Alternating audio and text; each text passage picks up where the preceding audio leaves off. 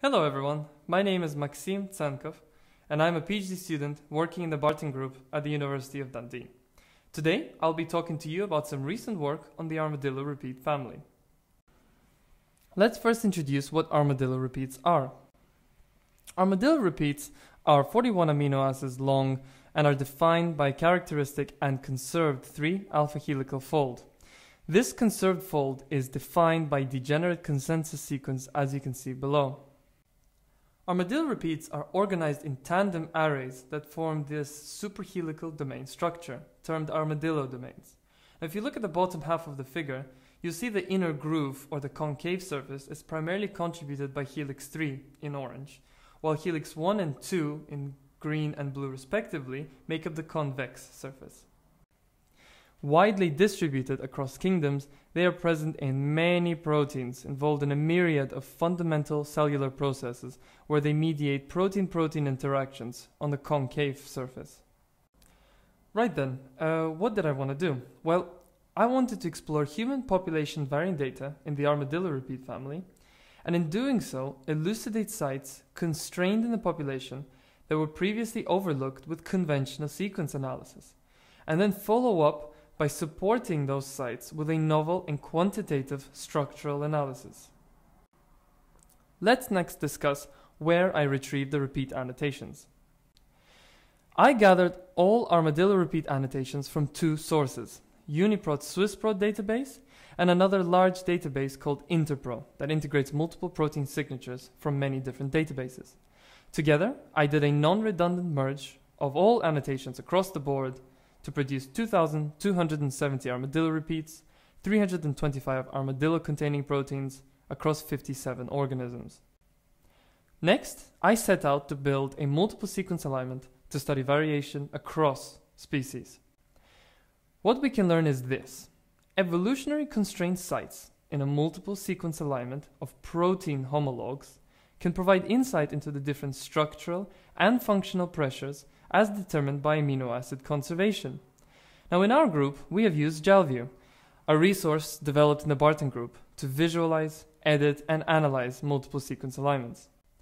After testing multiple alignment methods, we used the AMPS suite of programs, another resource in our group, to align the armadillo sequences to the high-quality PFAM seed alignment for armadillos, with secondary structure-dependent gap penalties.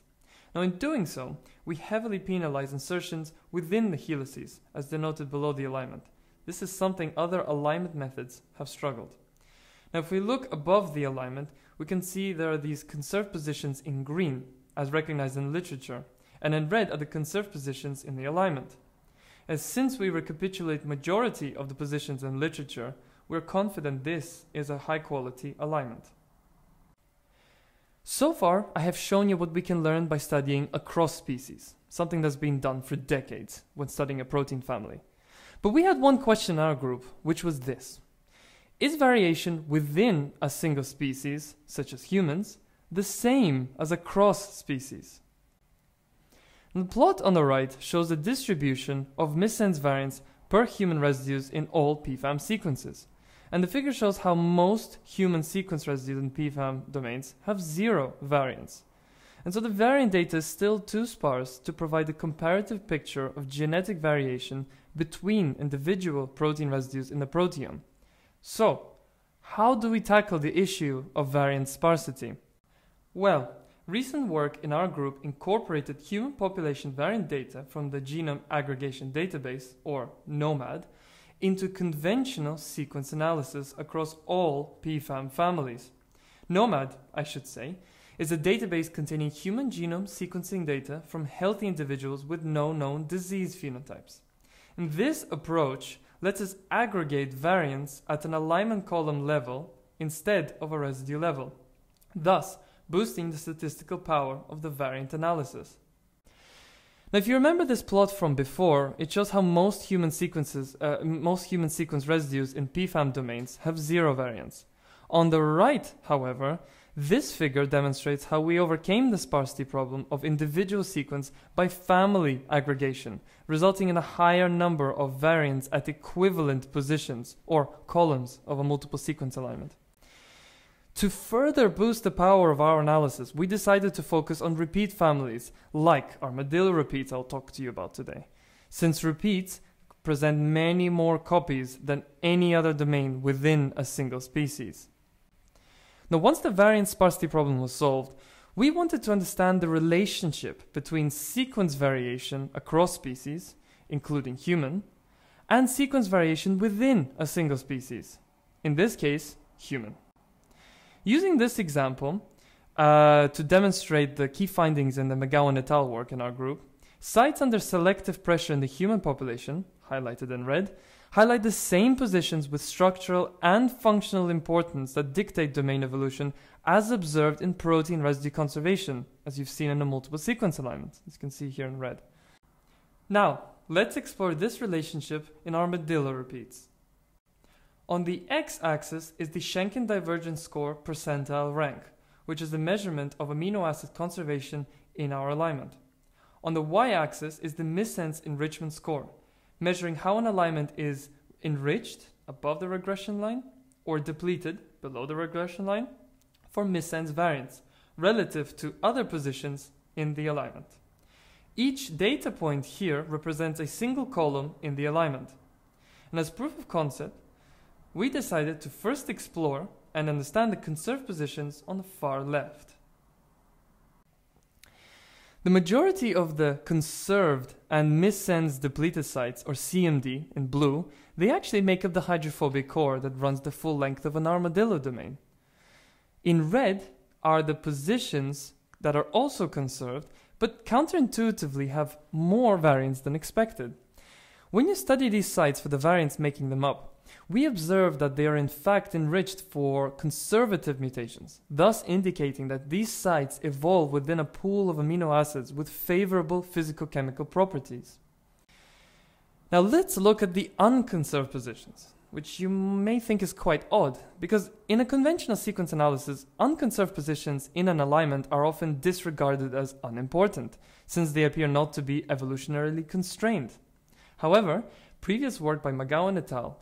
Has shown how unconserved positions that are depleted for missense variance were significantly enriched in ligand, DNA, and protein binding interactions relative to unconserved and missense enriched positions.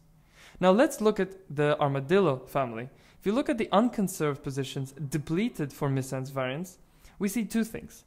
Positions 4 and 11 are located on helix 1 at the bottom of the rotating figure.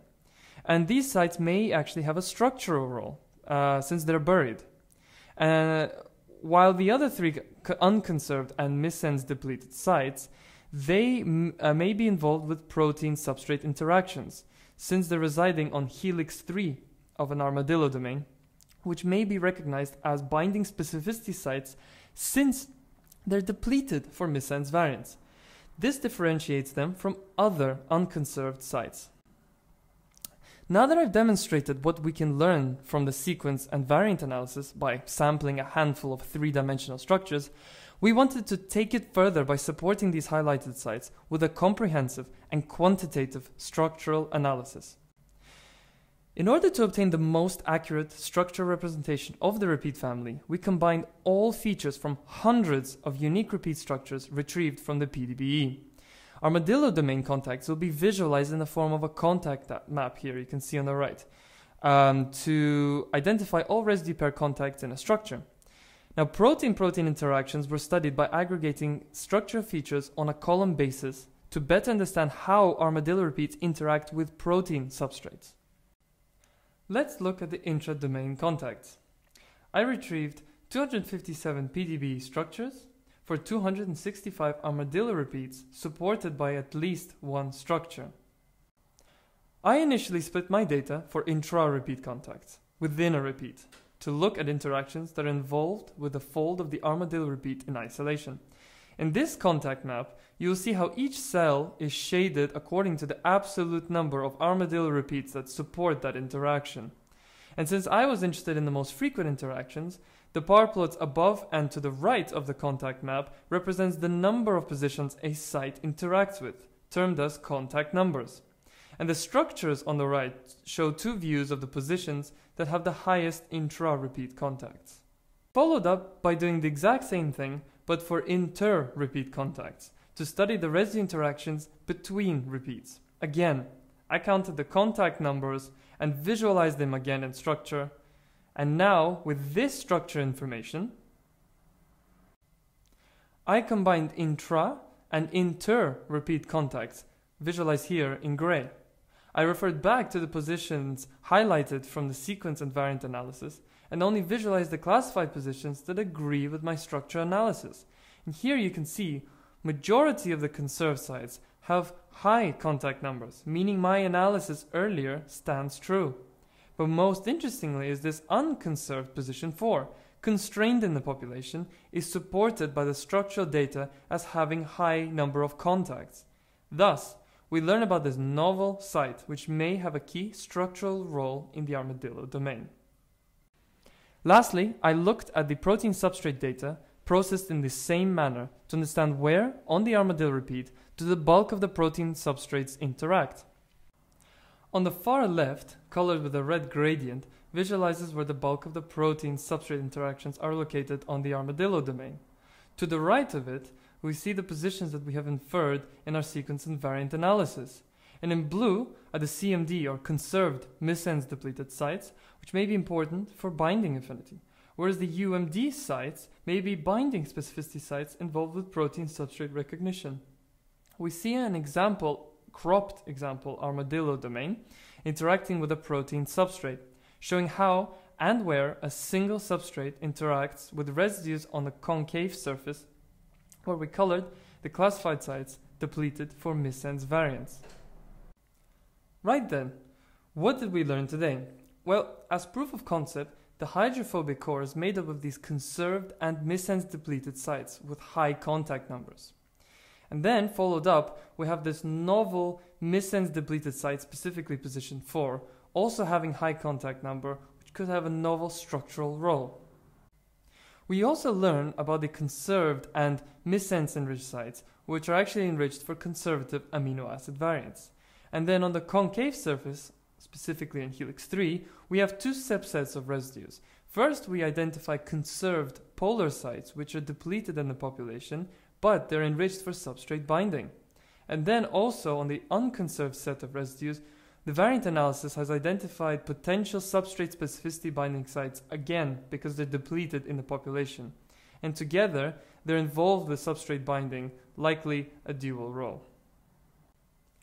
I would like to finish off by saying that this novel cross-disciplinary approach demonstrates how the conservation and variation features are constrained by structure so that they can be used to infer structural features.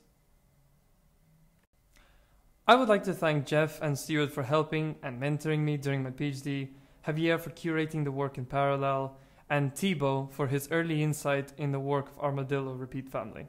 I would also like to thank the Jalview team and the data analysis group for their input and support, and finally extend my thanks to the Wellcome Trust for funding my work. Thank you all, and I'll take any questions.